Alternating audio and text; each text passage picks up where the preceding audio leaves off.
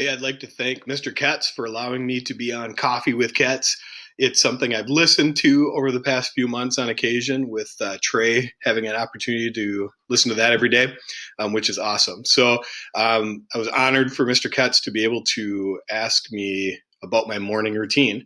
And I think with my routine, it actually starts the night before. My morning routine starts with the evening before. One of the things in Atomic Habits by James Clear, there's a law called make it easy.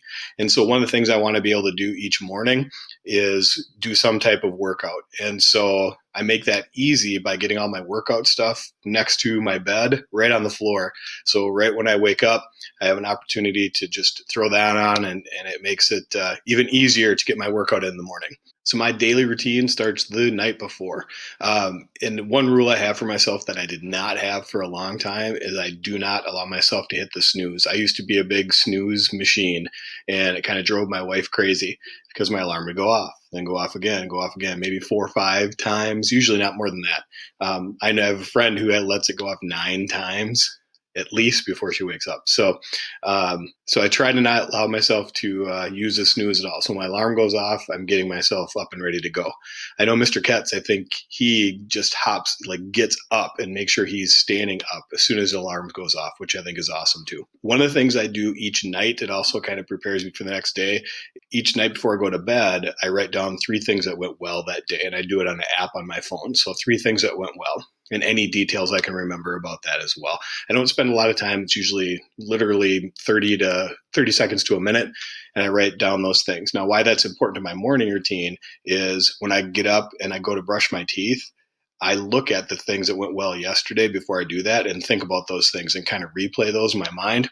So I have instant replay of the things that went well the day before. The next thing I do in the morning is I write down 3 things that I'm grateful for. And it's not just 3 things in general, it's 3 new things every day. And I started kind of doing this with my college English class earlier this year, and have kind of kept that rolling. So every day I try to write down 3 new things that I'm grateful for. The logic behind me thinking about the things that went well the day before and also writing down things that I'm grateful for is that I'm actually going to be rewiring my brain the way it sees the world. And what's cool about that is it's almost like I have an app running in my brain that constantly scans for things that are going well or things that I can be grateful for. But I did a study even with my students this year where we did that for about 21 days, wrote things down that they were grateful for, wrote things down that went well each day. We did that in class, and there was an 8% increase in their well-being after 21 days. So that's pretty cool stuff. So I get up, no snooze. I look at the things I wrote down that went well the night before. I brush my teeth.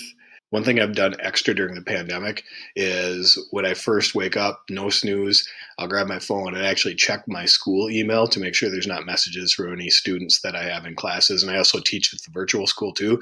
So I check to see if there's any messages from those students so that I can help them as soon as possible and just know that it's there. So after I brush my teeth, and visualizing those 3 things that went well the day before, then I go and do my workout.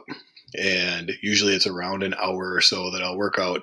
And then the last really part of my routine is after my workout, I have a recovery drink that I take while I'm drinking that. So I come home, I make my recovery drink, and then I try to watch something funny every day, whether it's like a funny show on Netflix or Hulu or something like that. So I spend about 10 minutes seeing something funny, and that kind of rounds off my morning routine. And then I get into grading, helping students and things like that. Some of the stuff that I think is interesting that drives what I choose to do is I try to think about a couple different questions. 2 that are kind of intertwined: what's important to me and what are my goals?